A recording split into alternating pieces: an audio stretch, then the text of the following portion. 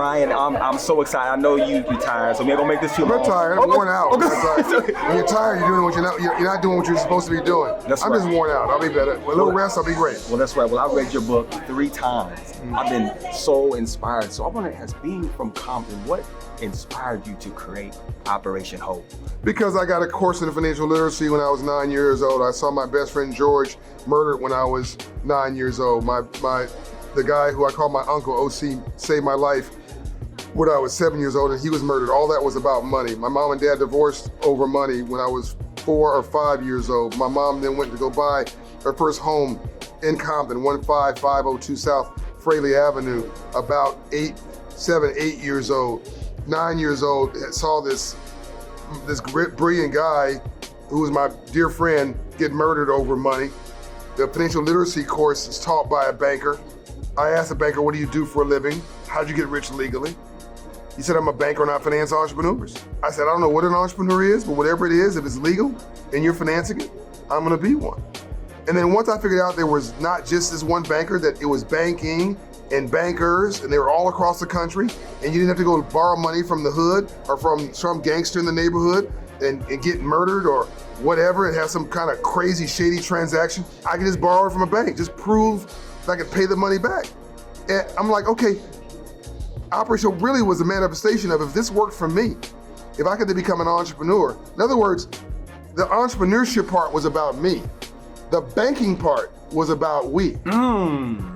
So I became the entrepreneur from that experience with that banker. It was actually a Bank of America banker. But I then realized that banker, there were hundreds of thousands of bankers across the country, probably millions, and there were 10,000 then banks. It's like 4,500 now. And those banks are all in the business of trying to empower entrepreneurs like me. So turn everybody into an entrepreneur and introduce them to bankers. I love it. And I love the quote that you have, from the streets to the suites. Yeah. Woo. From civil rights to civil rights. So what would you say to someone who is in a situation, maybe they're in the hood and maybe they're just trying to find their way? How do they take that idea and turn it into wealth, something with generational wealth? Yeah. And using that resilience, because sometimes we come from areas where they're so down, or we feel so... Yeah, I get it. Look, if you're a drug dealer, your business may be immoral or unethical, but you're not dumb. You actually might just be a genius.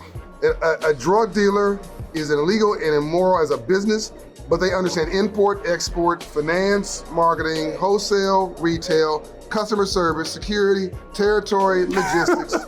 And if you're a gang leader, you're a frustrated union organizer. So you're a drug dealer, you're an entrepreneur. You just don't understand your greatness.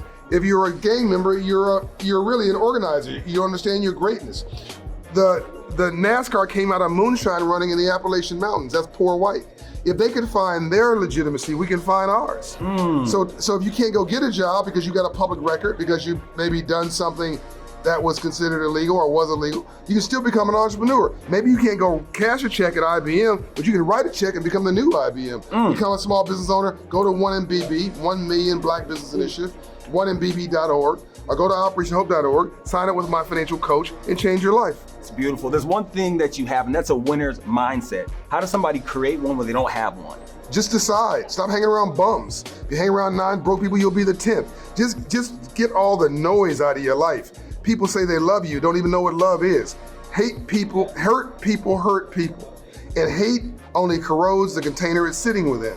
So you gotta get the hate out of your own heart, because that's only gonna kill you. And you gotta say, I love you, Joe, I love you, Jack, but you toxic, man. You bad for my energy. I can't be brought down. Anybody who's not positive gotta go.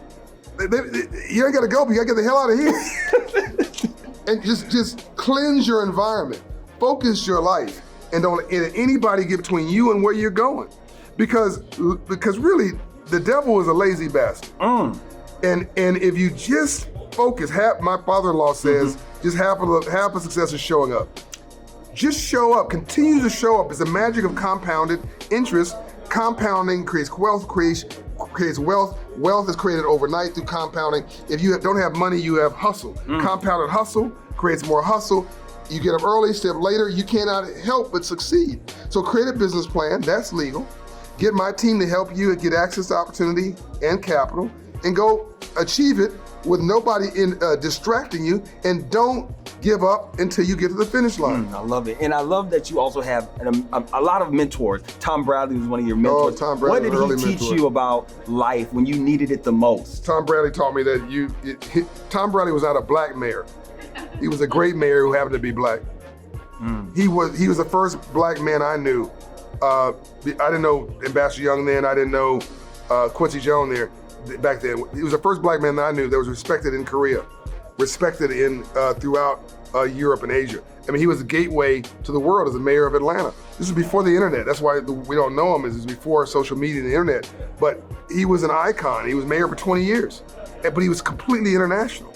And he was completely respected as a brilliant mayor who happened to be black. That's what we've got to get. We've got to stop being black for a living. We got to be excellent for a living, and then be proud to be black. And be proud to be black. Now tell me about the 1865 Project. 1865 Project is our continuation of the Freedmen's Bank and the unfinished work of the Freedmen's Bank to set us free. Freedmen's Bank was chartered to teach free slaves about money.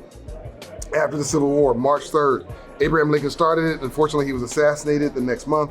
Frederick Douglass continued it, and the legacy was lost. And that's one of the reasons we don't trust banks, because the bank failed. It was considered a government bank. Banks that trust business. We didn't trust the government, and we didn't trust banks.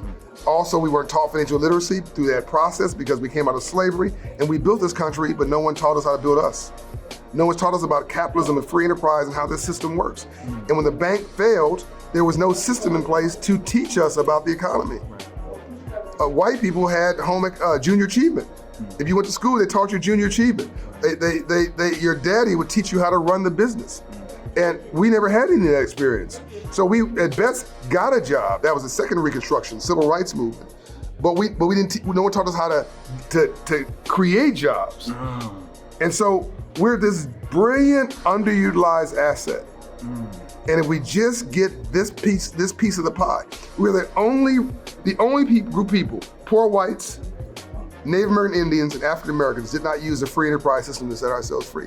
Every other group of the 2,000 ethnic groups in America and the 200 primary races in America, every other one used free enterprise and capitalism. And wow. And what are the 3 keys to financial literacy or to success? 5 keys. Or what are the 5 keys? Enough education to shove down your throat. You can never learn enough. Just be absolutely nosy about everything. Number 2, understanding financial literacy. The civil rights issue of this generation, the math of the matter, how money and capitalism work, we just talked about. Number 3, family structure and resiliency. Number 4, self-esteem and confidence. If I don't like me, I'm not gonna like you. If I don't feel good about me, I'm not gonna feel good about you. If I don't love me, I don't have a clue how to love you. If I hate me, it's easy for me to hate on you. That's right. And by the way, if I don't have any hope, you're in danger from me because I don't have anything to lose. So if I don't have a purpose in my life, I'm gonna make your life a living hell. And how does someone find their purpose? No, you gotta find your self-esteem. First thing you gotta do is find your self-esteem, esteem yourself. We've been focusing on our confidence, which comes from competence. Because you're competent at something, like he's competent at being a cameraman, you have confidence in that. But that doesn't mean you have high self-esteem. So you've got to get high self-esteem was robbed from us in slavery. So we're depressed. Most people of color are depressed. That's why we hate on each other. That's why you got crab in the barrel. Somebody's saying right now, John Bryant, who's he think he is? Why would you possibly say that? Why wouldn't you just say, oh, he's trying the best he can? Why would you hate on me at all? I ain't do nothing to you. That's self-hate. It ain't got nothing to do with me. That's self-hate. That's their problem. Let me tell you something. To argue with a fool proves there are two. Not 1 ounce of my self-esteem or confidence depends on somebody else's acceptance of me. So we've got to start having enough esteem in ourselves to just be okay with ourselves.